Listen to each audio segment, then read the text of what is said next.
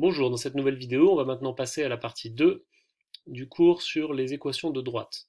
Donc, partie 2, grand 2, équation cartésienne de droite. Grand A, droite définie par un point et un vecteur directeur.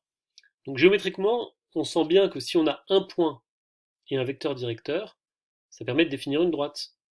Par un point, il y a une infinité de droites, mais si on s'est donné un vecteur directeur, donc on s'est donné une direction, eh bien, il suffit de prendre la droite qui passe par le point et qui a cette direction.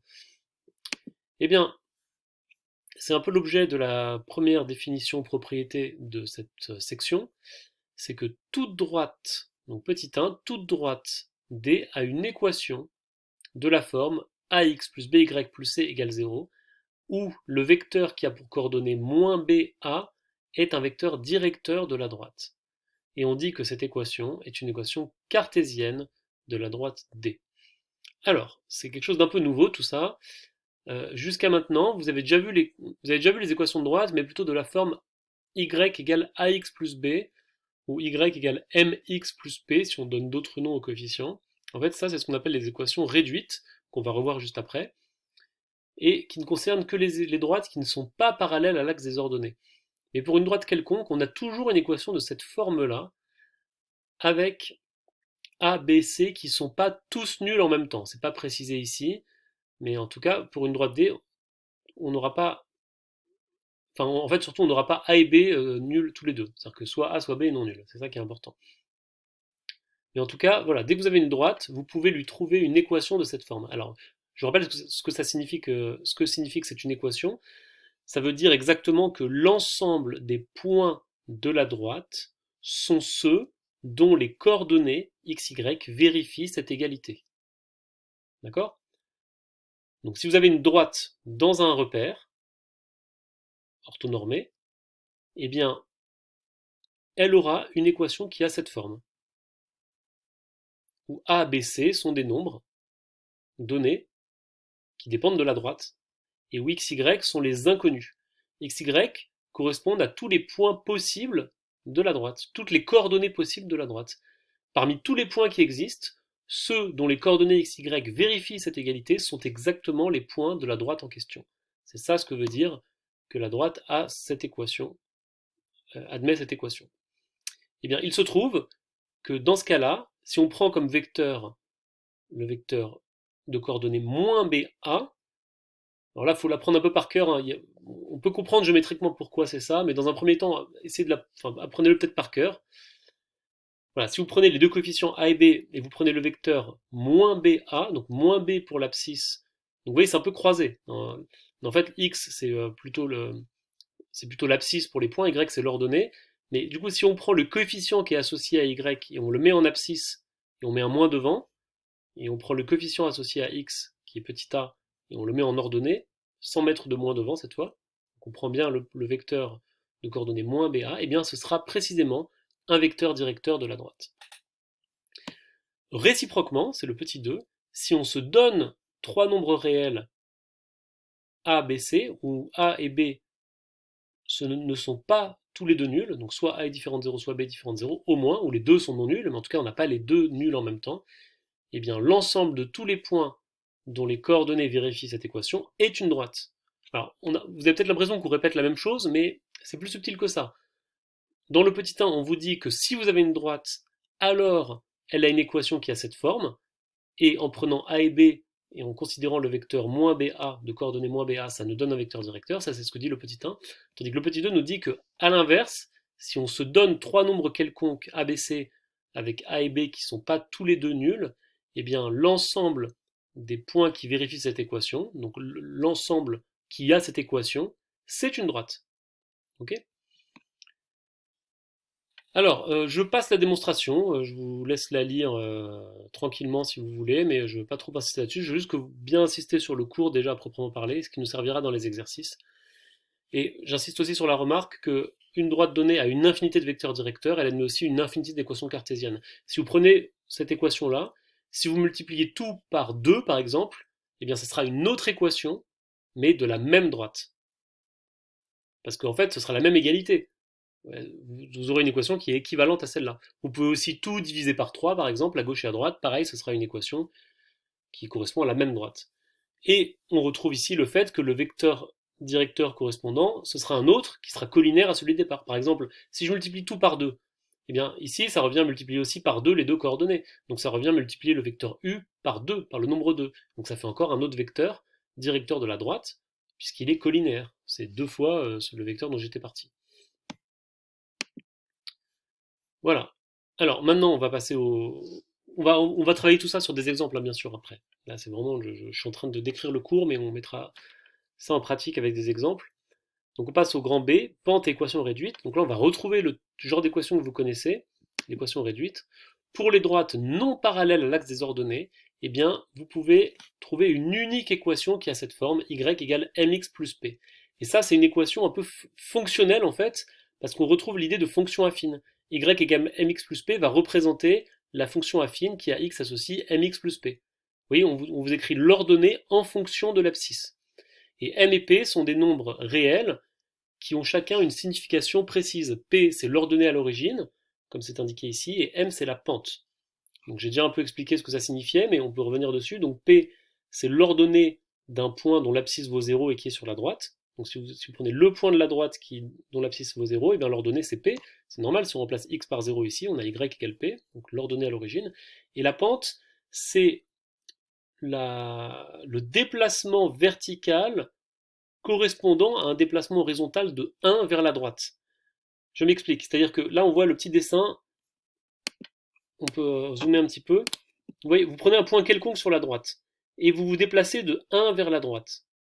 Eh bien, de combien vous vous déplacez vers le haut pour retomber sur la droite? Ou vers le bas d'ailleurs, ici c'est vers le haut, mais ça pourrait être vers le bas. Eh bien, c'est un certain nombre qui est ce qu'on appelle la pente. Si je me déplace de 1 vers la droite, un déplacement horizontal de 1, ça correspond à un déplacement vertical, ici qui est positif sur le dessin, de m, la pente. Si c'était négatif, si on descendait, on aurait une pente négative. Et en fait, il faut bien comprendre que là, c'est parce que c'est 1 qu'on monte de m. Si on montait de 2, on monterait de 2m. Il y a une histoire de proportionnalité là-dedans.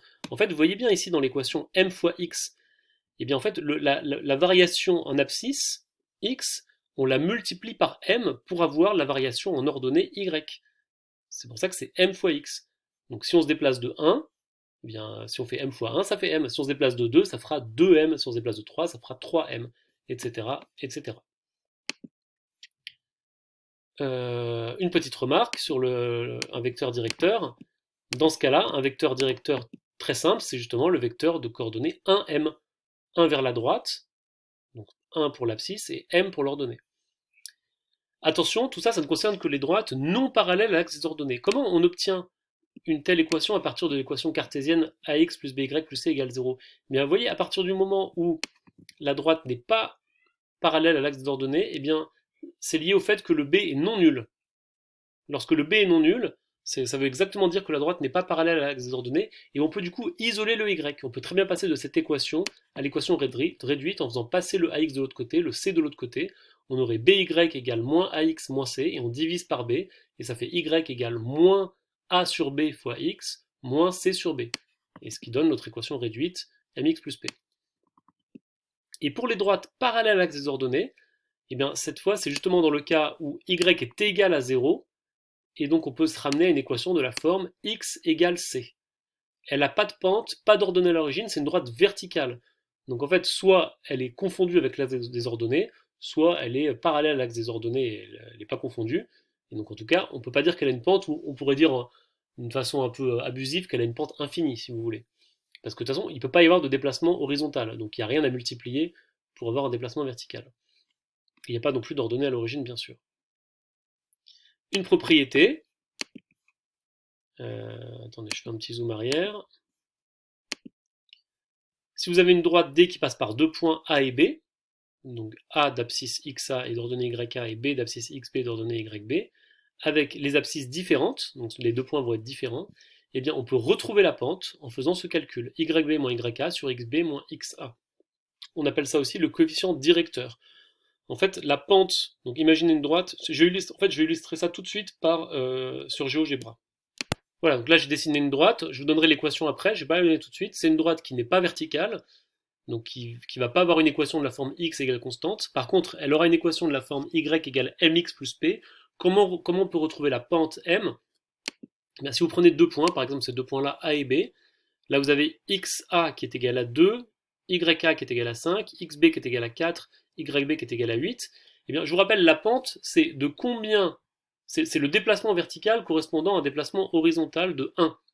Mais là, le déplacement entre A et B, il n'est pas de 1, il est de 2. Vous voyez, pour aller de A à B, on se déplace de 2. Mais c'est pas grave en fait, parce que finalement, ce qui compte, c'est le coefficient multiplicateur par lequel on va multiplier le déplacement horizontal pour avoir le déplacement vertical. C'est-à-dire que si je fais deux fois, donc là en fait, de A à B, je me déplace de 2.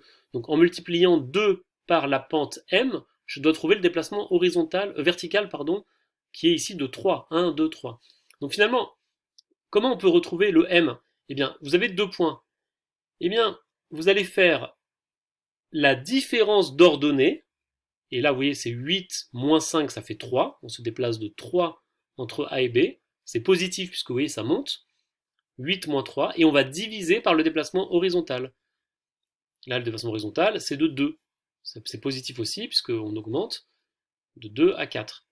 Donc, YB moins YK, ça fait 8 moins 5, divisé par XB moins XA, 4 moins 2. Donc là, 3 divisé par 2, 3 demi, 1,5. Vous voyez ici, la pente, elle est de 1,5. Ça veut dire que si on avance de 1, on monte de 1,5. Ce qu'on peut retrouver ici, par exemple, si on part de là et qu'on avance de 1, vous voyez que ça monte de 1,5. Si on avance de 2, on monte de 3. 3 divisé par 2. Si on avance de 4, on va monter de 6. 6 divisé par 4, ça fait encore 1,5. Vous voyez, on peut choisir n'importe quel couple de points A et B. Et si on fait la formule YB moins YK sur XB moins XA, ça fonctionne.